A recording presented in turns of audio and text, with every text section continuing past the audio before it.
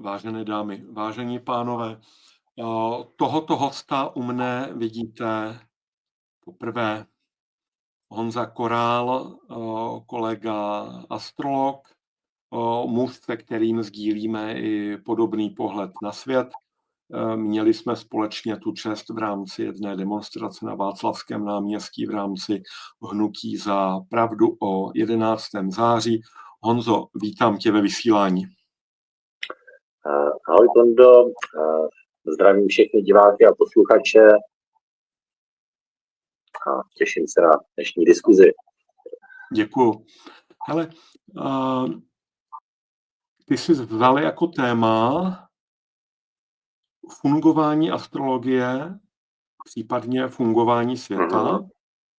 Když jsme si říkali dopředu, o čem si budeme povídat, tak jsem říkal, hele, Honza je relativně provokativní, protože já jako se často držím zpátky s tím, že my pořádně nevíme, jak ty věci fungují, tak ty jsi mi na to oponoval, hele, nebuď v tom takovej jako defenzivní, pojď naopak říct, co víme, že funguje.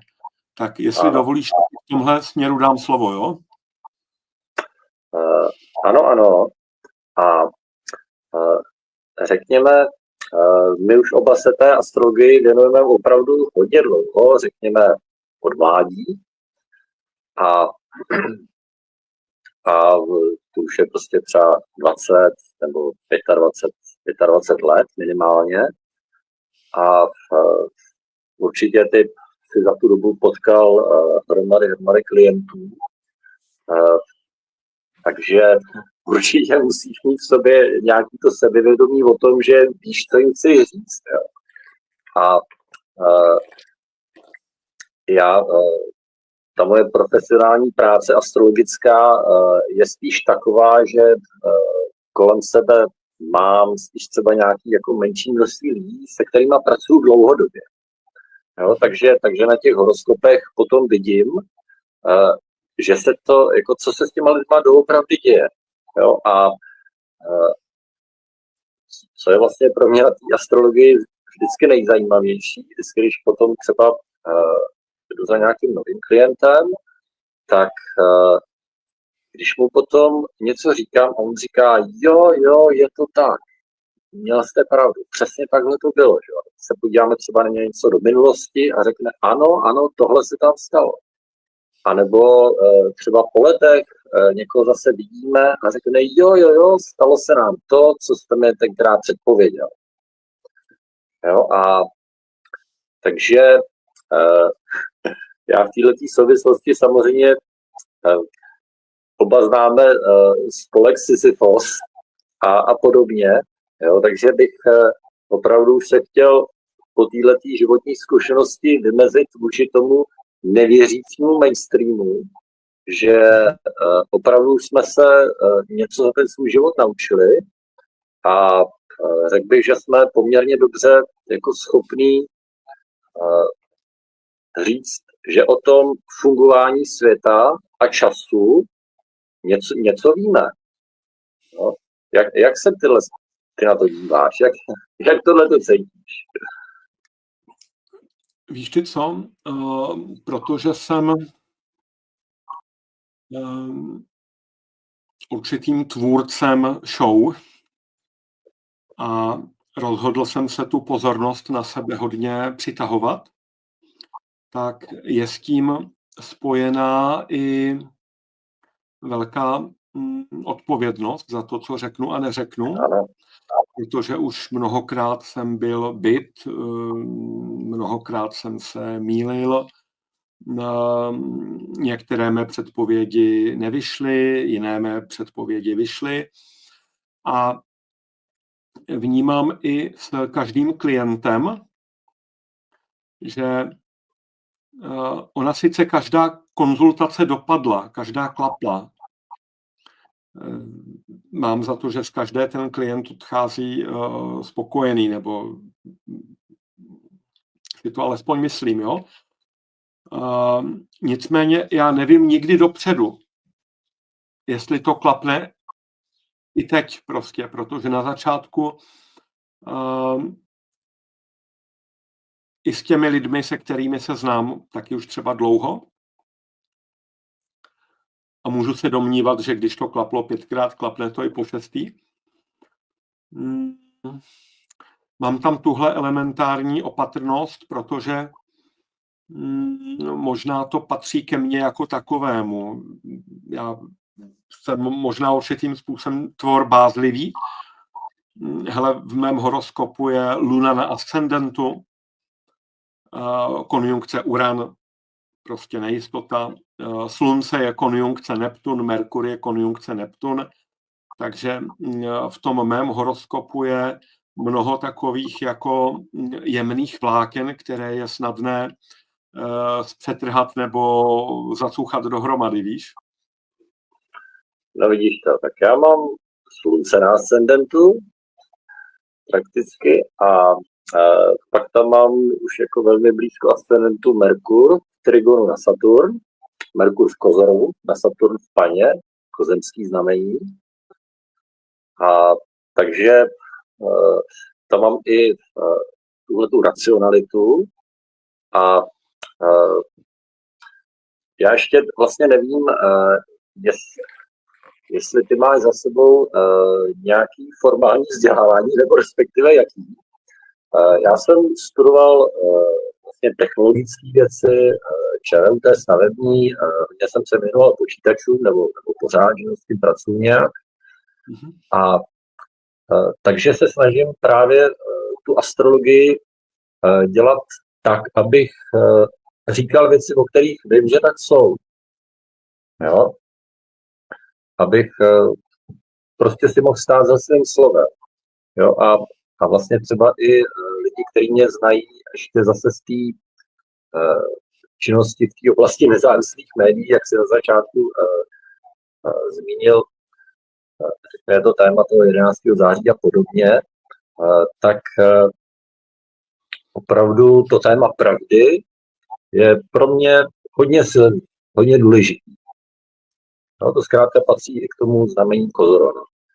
A takže já bych třeba zkusil právě dokumentovat to, že víme něco o tom fungování astrologie a fungování světa a času, právě na tom, co se děje na tom nebi, takzvaném tečka, jo? Protože ty už jsi měl tady několik hostů, kteří mluvili právě o té aktuální situaci, kdy Pluto vstupuje ze znamení Kozoroha do znamení Vodnáře a v zápětí, co znamená v letošním roce, Neptun vstupuje ze znamení Ryb do znamení Berana, což jsou obrovské změny.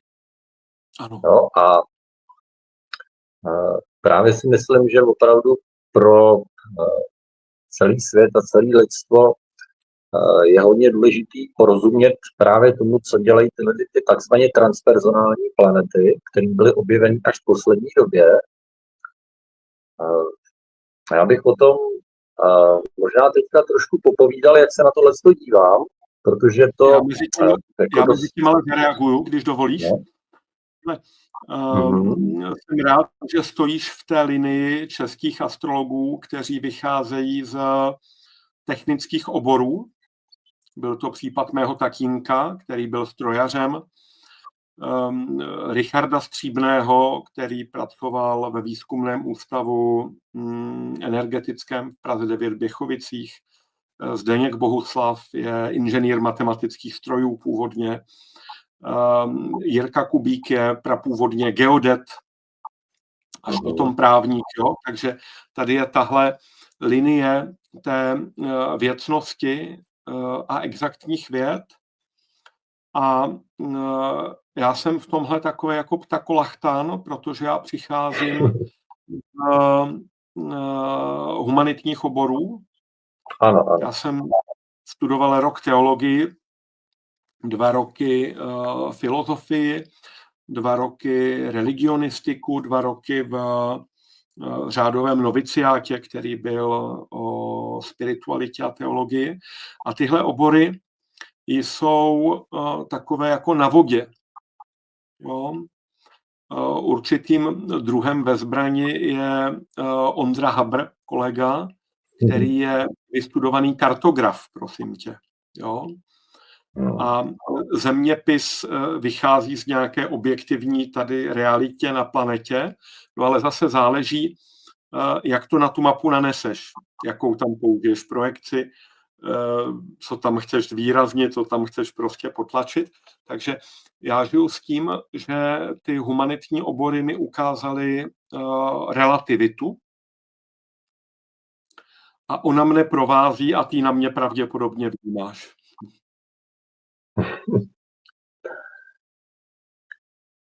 No, nevím.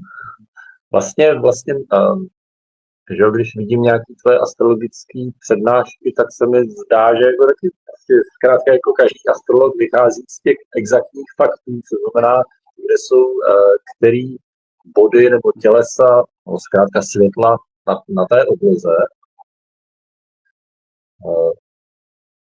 Že s tím zkrátka musíme začít, že o to se musíme opřít.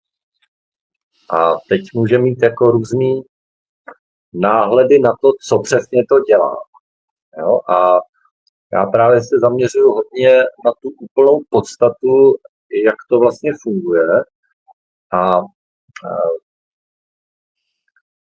vlastně ten jako nejpřesnější výklad, který se mi zatím povedlo nějak formulovat, je o tom, že samozřejmě to funguje na té energetické úrovni, co znamená, ty planety vysílají nějakou vibraci, řekněme, a ty naše duše a těla s tím nějakým způsobem rezonují. Jo, a když prostě planeta přejde do jiného znamení, tak jakoby se ta melodie, ta hudba, kterou vydává, se nějakým způsobem moduluje, nějakým způsobem se změní. To znamená, zase to začne hrát nějakou trošku jinou hudbu, trošku jinou náladu a my už jsme pak konkrétně schopní pojmenovat u jednotlivých znamení a u jednotlivých planet jakou. Jo, a jsme taky schopní pojmenovat, co se děje, když se dostanou do konkrétních aspektů. Myslím si, že už o tom víme docela dost a že kdyby jsme se jaksi konfrontovali s vědcema, tak že jsme schopni úplně bez problémů to jako ukázat, že víme, o čem mluvíme a že to doopravdy funguje. Už jsem se víc zorientoval, na co narážíš v souvislosti s mojí nejistotou. Ale v tom letošním roce ona polovina planet, vlastně i ta druhá planeta, prostě všechny planety přecházejí ze znamení do znamení. Úplně všechny, prosím tě. Protože od Jupitera po Pluto celý závěr do druhého. Jo? Ano. To je skutečně jako unikátní situace, byť ji zase jako nechci přeceňovat, protože co je svět světem a tak dále. Jo? Ale speciálně ten vstup Saturna do Berana, přiznávám, že je pro mě úplně podivnej, protože se Saturnem já se orientuju ve všech znameních. Jenom ten Beran, to je pro mě prostě náraz držkou do zdi, když to řeknu takhle. Jo? A Neptun do Berana, to je z mýho hlediska podobný omyl prostě, jo. Ale teď ty planety tam vstupují obě v podobnou dobu. Ještě tam stojí prakticky spolu nebo na rozptylu 1-2 stupňů. A já za sebe musím přiznat, že ta konstelace se mi vůbec nelíbí. Velice mi připomíná konjunkci Saturn-Pluto, která tady byla na začátku roku 2020.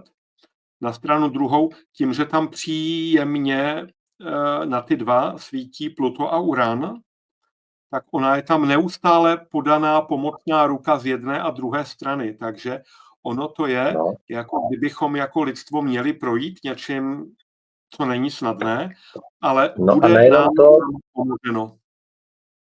a nejenom to, a koncem roku 25 tam do toho ještě začne dobře svítit Jupiter, jo, který zase přechází z toho raka dola, což bude ještě v tom příštím roce 26, to bude ještě výraznější.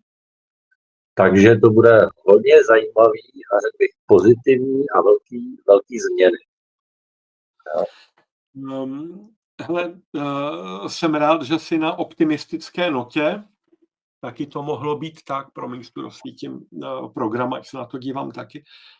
Jsem ho chtěl vysílat i divákům, ale nebyl jsem dost šikovnej technicky tentokrát.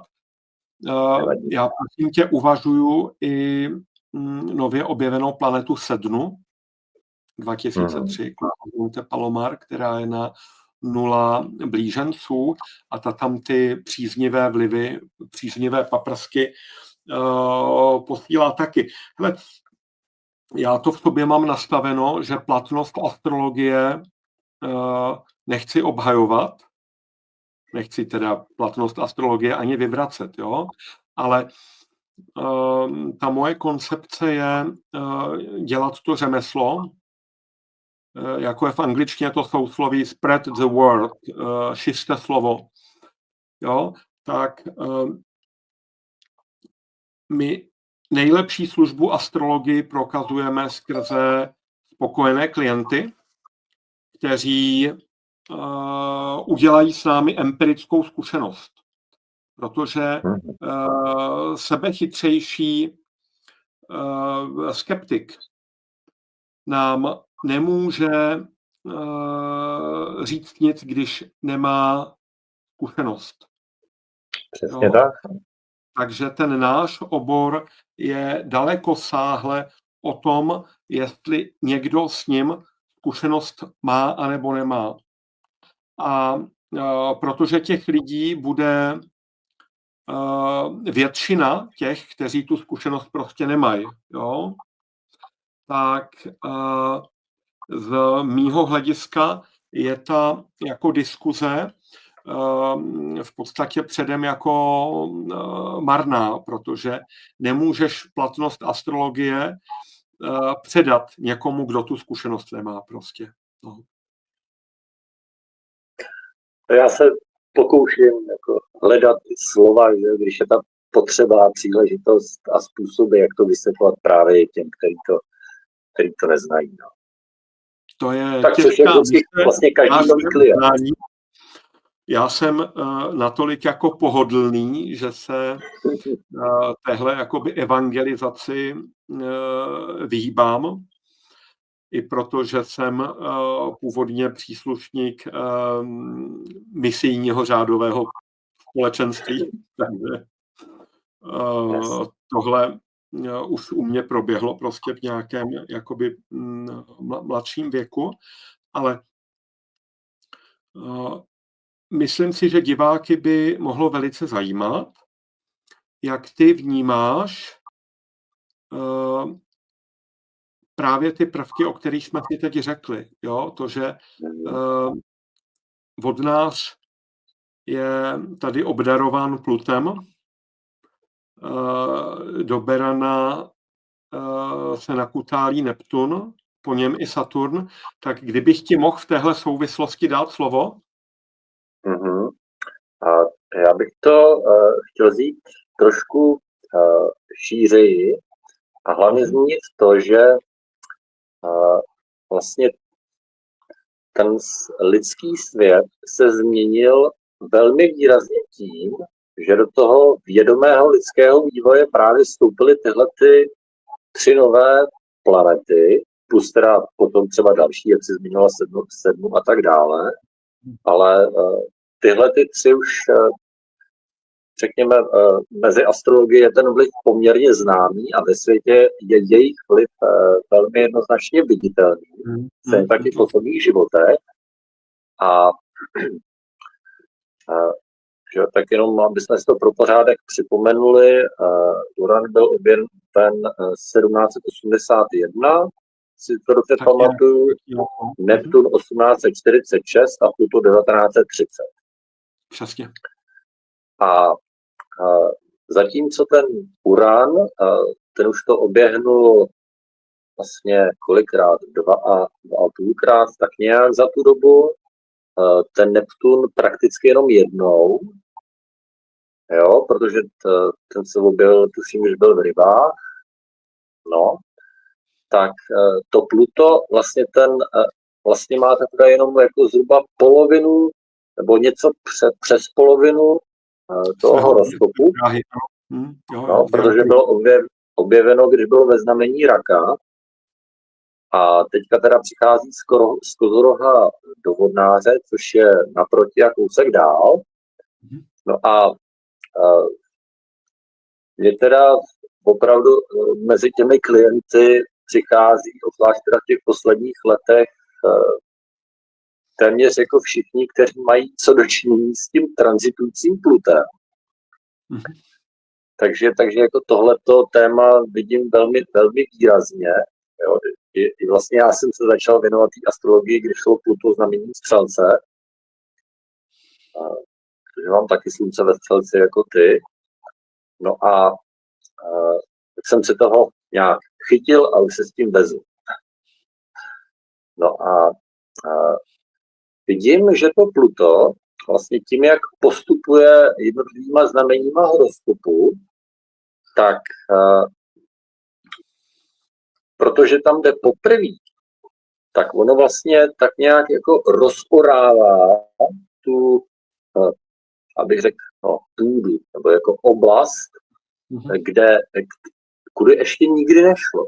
Jo? A ono, že to Pluto, ono vlastně ukazuje ty nejhlubší energie, to, jakým způsobem vlastně je život tvořen i ničen. Jo? A já bych to velmi konkrétně dokumentoval na tom, co jsme právě zažili v těch posledních desetiletích, co znamená průchod Pluta Střelcem a průchod Pluta Kozorohem. Výborně. Kdy ve Střelci bylo od roku 1995 do roku 2008 a tohle to bylo právě to období toho velkého rozkvětu toho takzvaného duchovna. Jo, duchovna, ezoteriky, kdy se objevila spousta těch lidí takzvaně hledajících. Že já jsem se začal učit astrologii, spousta lidí začala nějak duchovně pracovat a vlastně to hlavní, co nás to naučilo, minimálně když to omezím na tu, řekněme, evropskou nebo západní kulturu, tak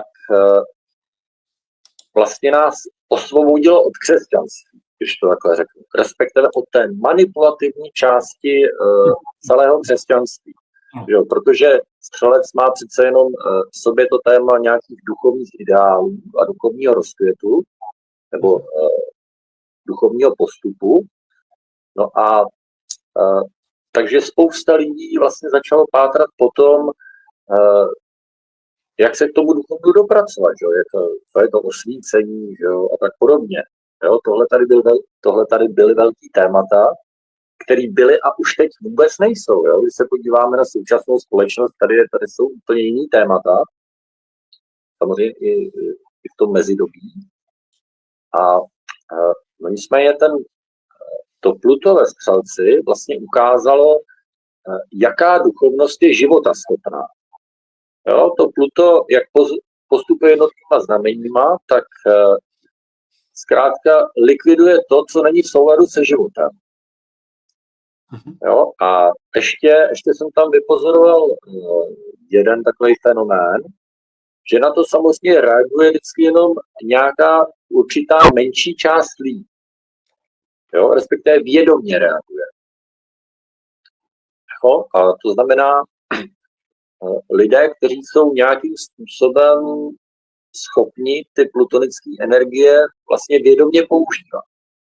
Jo, tyhle ty 3 transpersonální planety vstoupily, tak to vidím, do lidského života, obecně do vývoje lidstva proto, aby jsme si osvojili vlastně další dovednosti, jo, aby jsme byli prostě vyspělejšími bytostmi, které umějí ještě něco dalšího.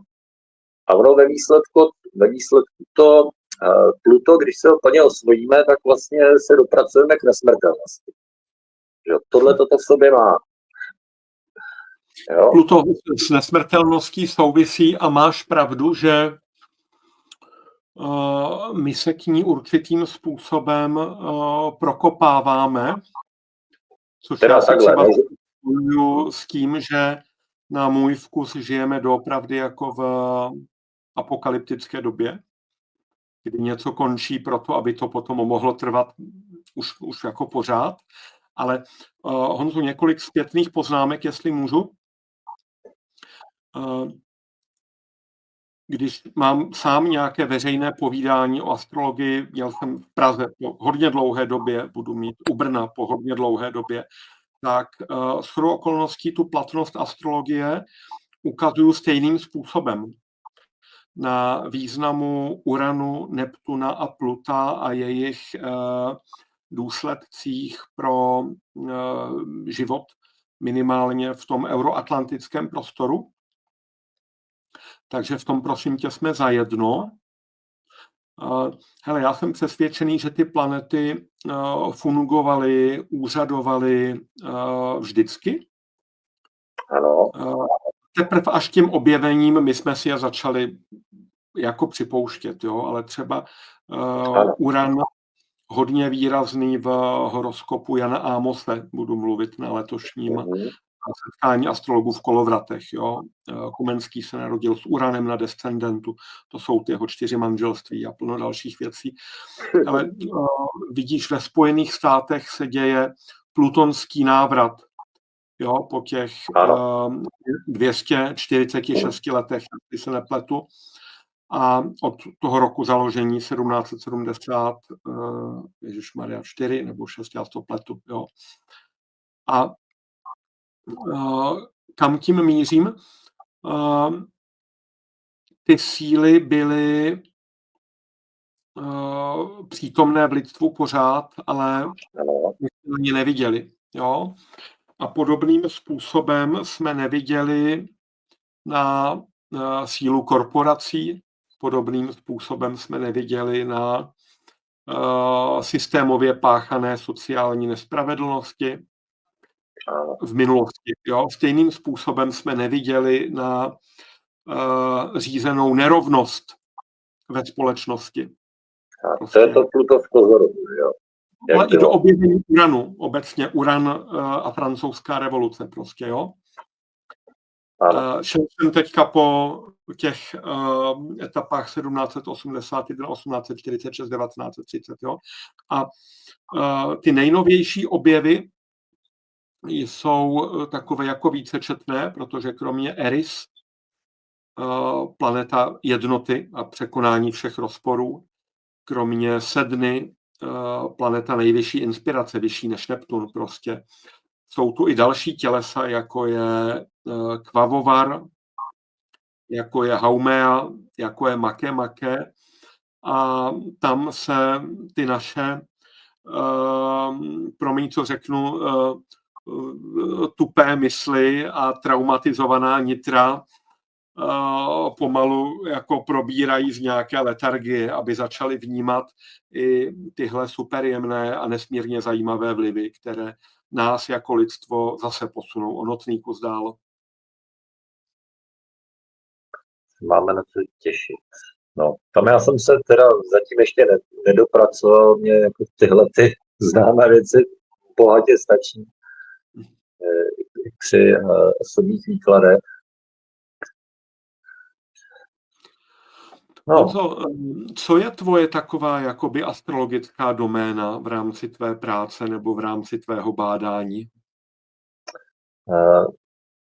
Především teda partnerský horoskopy, vztahový a tranzity. Jo, tam si myslím, že určitě jsem schopný. Pro diváky nezběhlé v naší latině tranzity jsou základní prognostický nástroj. Ano.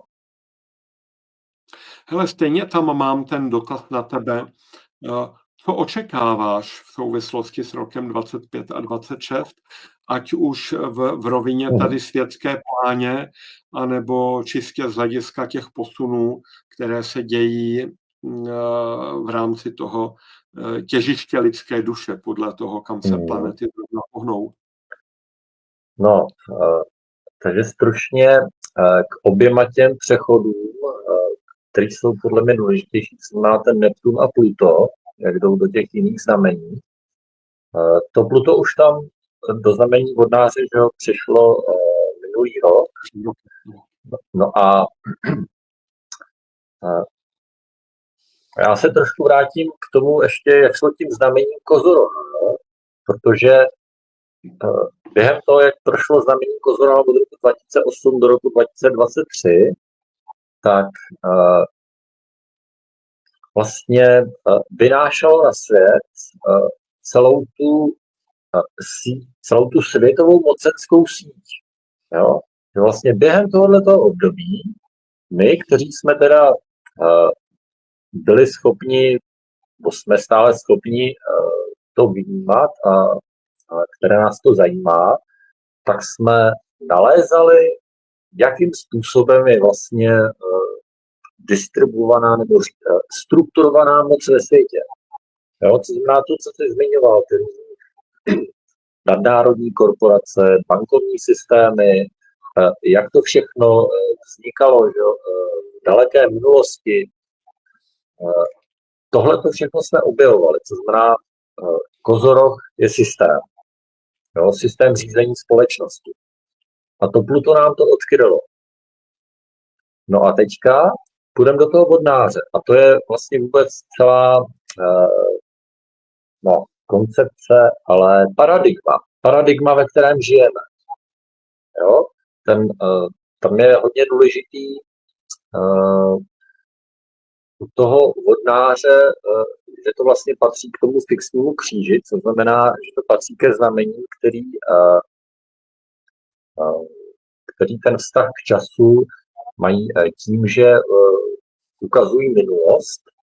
No a ono to bude teďka v tom znamení vodnáře 40 let, co to říká, 20 let do roku 2043.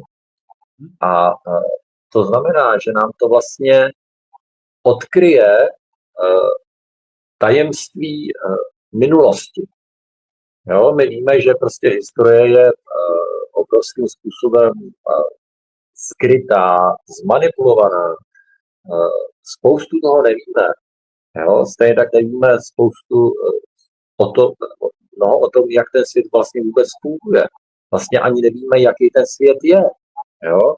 Víme, že prostě celý to materialistický vědecký paradigma, které je v tom takzvaně mainstreamu, tak že je prostě v mnohem jako přizpůsobeno té veřejnosti, že je obrovské množství informací o světě, které nám jsou tajeny. Takže tady se toho obrovské množství otevře. Jo? Tak jako vyšlo na veřejnost, když bylo to ve Střelci, jak vlastně funguje pravé duchovno. Tak jako když bylo to v Kozorohu, tak jsme se dozvěděli, jaký systém moci a systém řízení tady na světě je. Tak stejně tak se s tím během toho průchodu Pluta vodnářem, tak se dozvíme o tom, co je vlastně tenhle ten svět zač. Jo, a jak je vlastně v kontextu třeba ostatních světů. Jo, tady je určitě souhlasím, že je tady spousta témat, které nás čekají. Já tě zkusím doplnit, protože jak tě poslouchám, tak mi toho běží hodně hlavou. Když Pluto běželo Kozorohem, tak se obrovsky posílila moc korporací. Takže my jsme si najednou uvědomili, že je tady BlackRock, že je tady Vanguard, jak se všechny ty fondy jmenujou, co všechno řídí prostě Alphabet v Číně, Weibo, Tencent, Alibaba. Předtím, když Pluto putovalo střelcem, z mého hlediska to byl zlatý věk globalizace, kdy všichni začínali obchodovat se všema. Čína začala vyrábět všechno, prostě posílat to bohatnutí Číny a Asie se započalo. Jo? A to se nevylučuje s tím, co si říkal ty, prosím tě. Jo? To je jakoby další bezplatného. No. A ten vstup Pluta do vodnáře, já si od toho slibuju, že my lidé, we the people, patříme naší důležitost.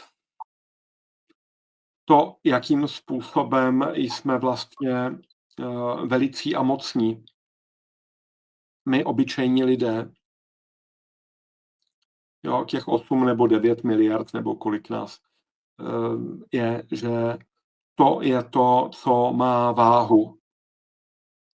A dopadne to tak, že domnívám se, že to dopadne tak, že politici budou obětováni, budou předhozeni lidem, ne, že by to něco řešilo.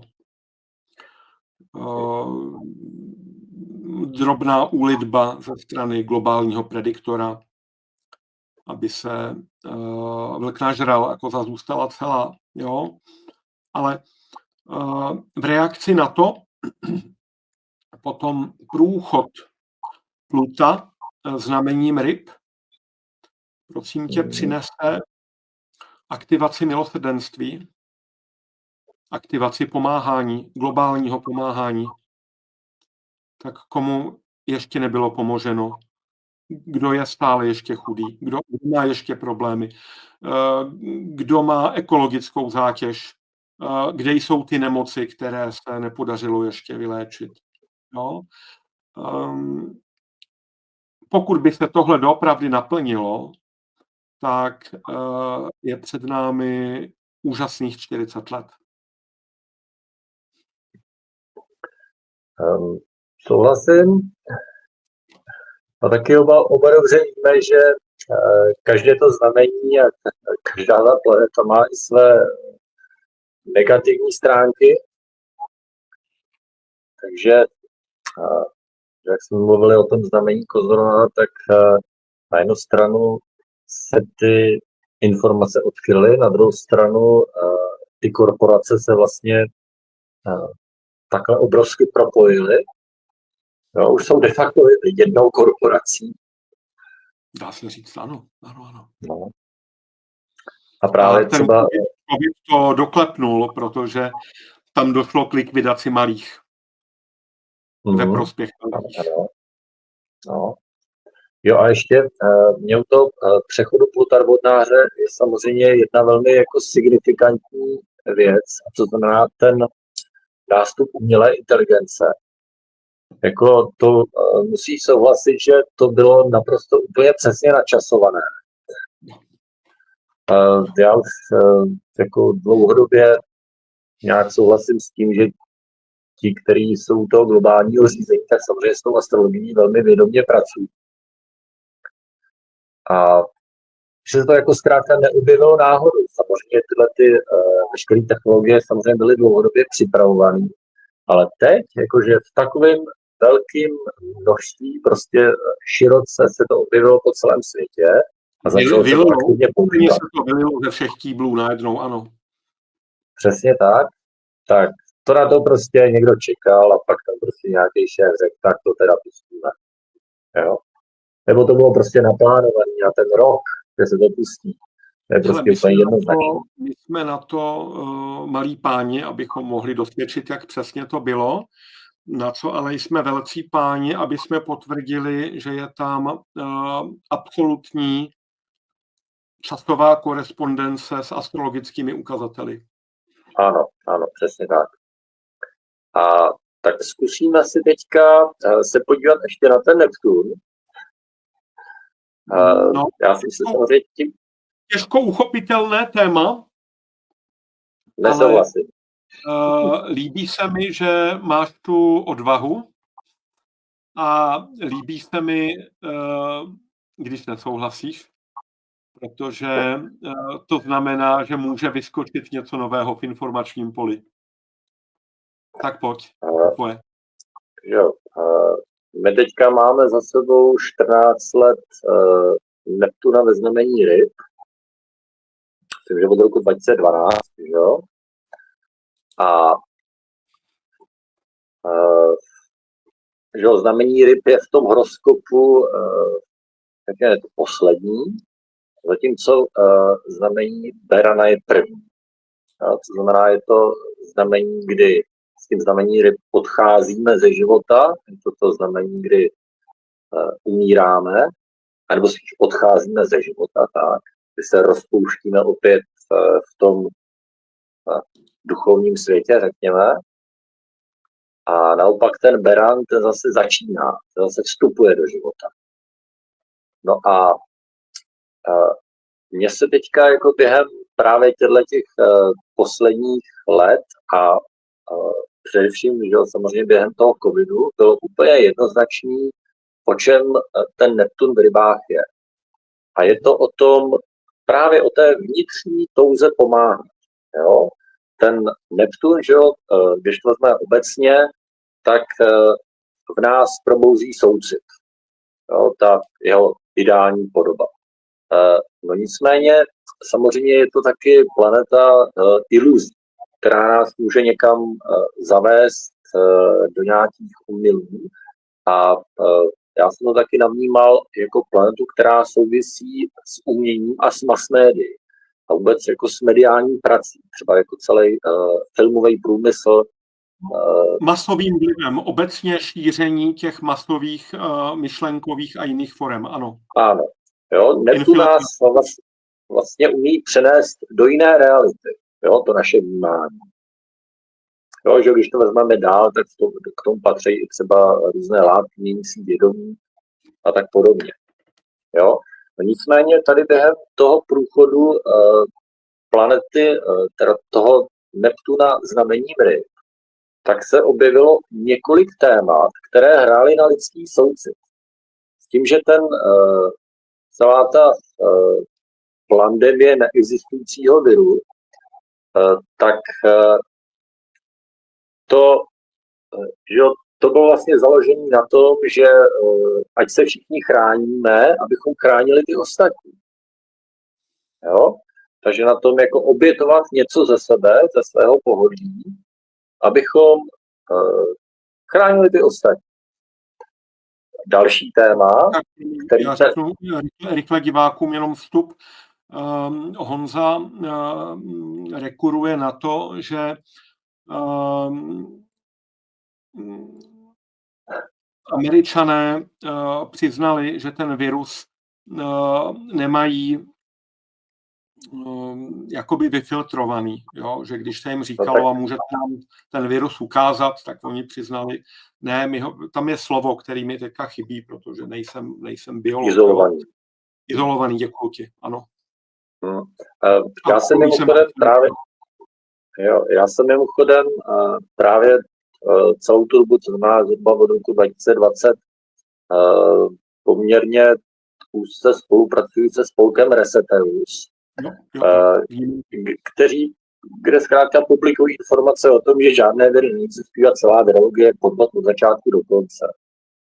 Reseteus se prosadí, protože přijde úplně jiná koncepce, úplně jiný vysvětlení toho, jak nemoci fungují, co nemoci jsou, jak se nemoci předávají, ale bude to vyšší dívčí, protože nemoci mají svůj frekvenční obraz, ale to věda a společnost zatím ještě není připravena.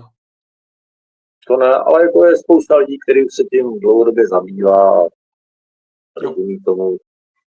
Viry neexistují, tečka. Přerušil, jenom zrovna tohle je takovej výrok, který na sociálních sítích bývá důvodem mazání příspěvků v případě rušení celých kanálů, tak jsem trošku jako udělal disclaimer, jak se říká. Neptun v rybách. No a další téma. Rád doplním taky, jestli jsme ještě v Neptunu v rybách, Ano. Hele, Green Deal, domnívám se, že s Neptunem v rybách Přesně. souvisí. Ano.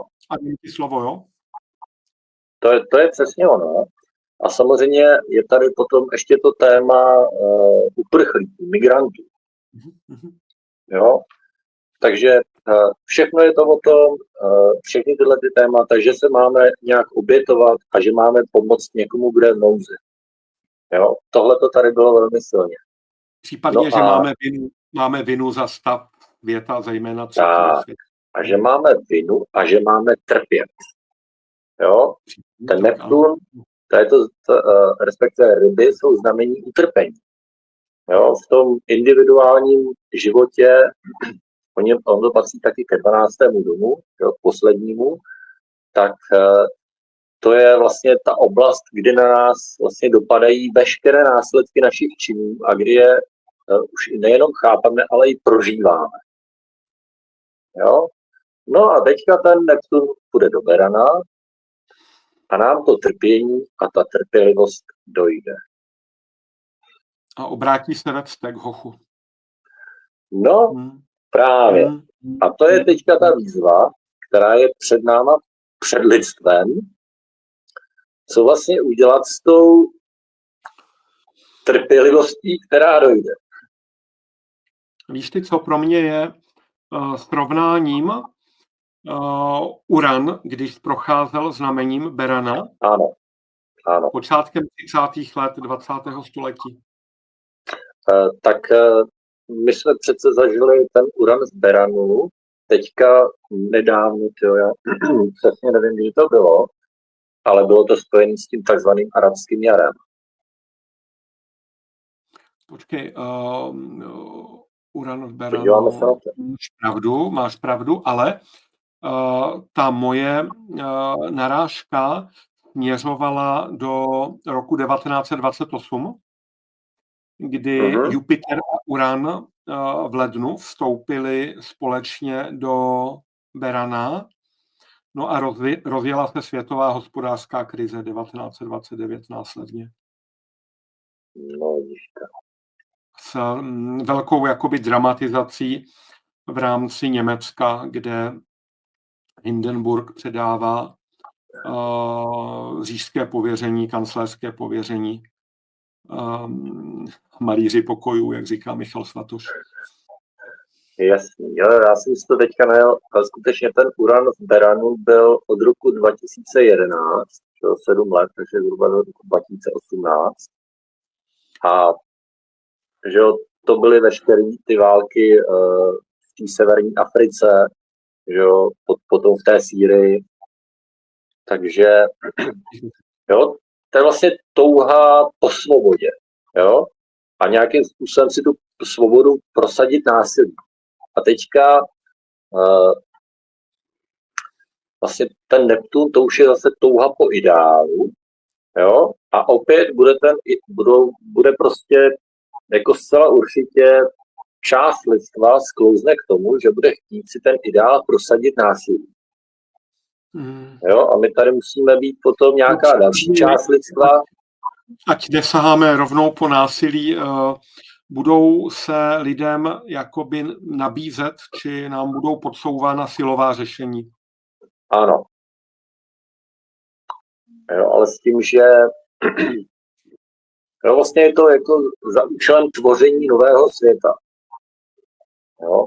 A stejně tak, jako v těch rybách jsme, když byl ten Neptun v rybách, tak jsme byli svedeni, jo, tím Green Dealem, tím covidem a tak dále, tak tady zase prostě na nás už jsou nějakým způsobem připravovány nějaké aktivity. Ono, když si to vzpomeneme, o čem je vlastně znamení Berana, ono tady je ještě, tady v tom čase funguje ještě jedna rovina. Především je počátku za prvé a za druhé o konfrontaci. Ano. Ale i o síle a mužském projevu. Přesně tak. Jo. A mě tady hodně jako v této souvislosti naskakuje téma, které je naše národní, a to téma těch pověstných blanických rytířů. A já nevím, jestli vnímáš někdy jako v těch duchovních rovinách. Ono totiž to hodně souvisí potom, je to vidět na těch lidech, kteří se v té době narodí. Jo, že vlastně v sobě nesou nějaké archetypy, které přináší z těch duchovních oblastí. Mhm. Jo? A to znamená, že ty děti, které se v téhle době narodí, tak vlastně ten ideál, co znamená ten Neptun, když bude ve znamení Berana, tak ten jejich ideál bude vlastně ten bojovník. Ten ideální bojovník. Jo? Řekněme, rytíř. Smysl mi to dává, co říkáš. Mhm. Jo? A což znamená, že jednak si to projeví teda u těch nově narozených dětí, ale stejně tak zase tady jo, spoustě lidí to udělá nějaký aspekt, že jo, budou třeba spousta lidí narozených ve znamení Berana, tak jim to bude přes slunce a vlastně budou tímto způsobem moci jako načítat ty archetypy těch bojovníků. Jo, takže že jo, my oba nějakým způsobem sledujeme i tu politickou scénu, že jo, je tady u nás spousta lidí, kteří už jsou zkrátka nespokojení s tím současným systémem, ve kterým žijeme, s tou současnou kulturou a společností. A to téma, jako kdy už konečně přijedou ty vladiští rytíři, je tady, já to teda vnímám docela často, tak v tom případě bych odpověděl jako teď. Teď přijedou. Teď, až prostě tady bude ten Neptun ve znamení Berana, tak vlastně nás to bude inspirovat k tomu, aby jsme k tomu duchovnímu boji. Jo? Takhle bych to řekl. Poznámku na Československém astrologickém fóru upozornila naše kolegyně Vanda Milošová, že v protilehlém znamení Vach tu konjunkci Neptun-Saturn má mimo jiné Vladimír Vladimirovič. Zajímavé. Jo, a to jeho působení má sice vojenský projev od počátku, protože nastoupil v době, kdy Rusové těžce prohrávali s Čečenskem. Ano. Čečna. Ano. Grozný. Jo. A kvůli tomu to neříkám, říkám to kvůli tomu, že Rusové vynaložili obrovské diplomatické úsilí na to, aby získali zbytek světa mimo tu G7 na svoji stranu. A tím, jak byly na Rusko uvaleny veškeré sankce, tak místo toho, aby zkrachovala ruská ekonomika, tak zkrachovala evropská ekonomika. Místo, aby se zbytek světa přimknul ke G7, tak nastal pravý opak, zbytek světa se přimknul k BRICSu. Jo? Ale má dočinění s tou Putinovou konjunkcí Neptun-Saturn ve váhách, ve znamení diplomacie, anžto on má ten Neptun se Saturnem posazený v těsné blízkosti jeho slunce ve váhách. Datum narození 7. října 52, kdo by si chtěl dohledat. No. Tak jenom hlásím, že jedna věc je ideální bojovník a druhá věc je ideální diplomat. Tak toho máme čas sledovat. Uvidíme, jak zafunguje uranský politik, který byl právě dnes před pár hodinami inaugurován ve Washingtonu. V jehož horoskopu je Slunce v konjunkci s Uranem, Uran v opozici na Lunu. Takže Donaldova větrná smršť pravděpodobně udělá mnoho chaosu a zároveň mnoho pořádku. Honzo, ve mně tam rezonovalo téma, když jsem tě poslouchal, jestli my jakožto společnost jsme schopni či připraveni něco obětovat. Jo? Protože my jsme jak ženská, prostě ženská chce úplně všechno. Ale potom, když chce něco obětovat, tak často je to ta žena, která to pochopí, že je v pořádku něco obětovat. Jo? A já to říkám protože ve všem je rovnováha. My jako společnost kráčíme k tomu, aby jsme velmi mnoho získali. Ale připomínám, že v rámci rovnováhy je vysoce pravděpodobné, že je rovněž něco, co budeme jako společnost obětovat. Já tím nechci tady automaticky sázet nějaké drastické scénáře, jenom hele, on když Schwab vytáhnul to okřídlené heslo nebudete nic vlastnit a budete šťastní, tak já mám ten dar provokovat, prosím tě, slunce ve střelci, není-li pravdou. Ta jiná vesmírná společenství, jako jsou například Plejády, oni mimochodem fungují tak, že tam nejsou peníze a není tam osobní majetek.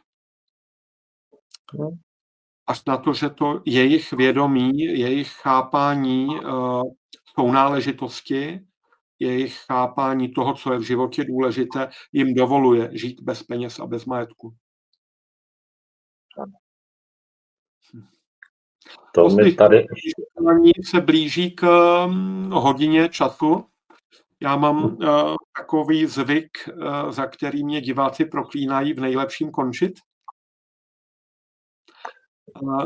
Jestli dovolíš, já bych náš rozhovor skutečně tady ustřihnul i proto, ať tam máme otevřený prostor do budoucna, protože bude se dít mnohé a my budeme mít chuť to konfrontovat tím, jak se pomalé planety přemístily z jednoho znamení do druhého. No, určitě se můžeme tedy na závěr shodnout v tom, že se máme na co těšit. Optimismus je vítaná komodita v této době, výborně. To je takový, jako, to je to poslední, co nám ještě zbylo. Ty, Honzo, já zase říkám určitou variantu téhož, nakolik říkám, že je hodně toho, co se budeme moci naučit. Což pro mě je fantastická perspektiva, protože jsem studijní typ, víš? Hodně věcí se pohne. Planety vstoupí do jangových znamení. To, co zrálo v nás uvnitř, tak půjde ven do světa. Hele, vyjádřím přání, kéž se vše uděje k prospěchu všech bytostí. Poděkuju ti za společné vysílání, ať se ti daří a zdravíme i vás, milí diváci, zejména vás, kdo jste s námi vydrželi až do této chvíle. Já moc děkuji za pozvání a zdravím všechny diváky a buďte s námi a s nebem.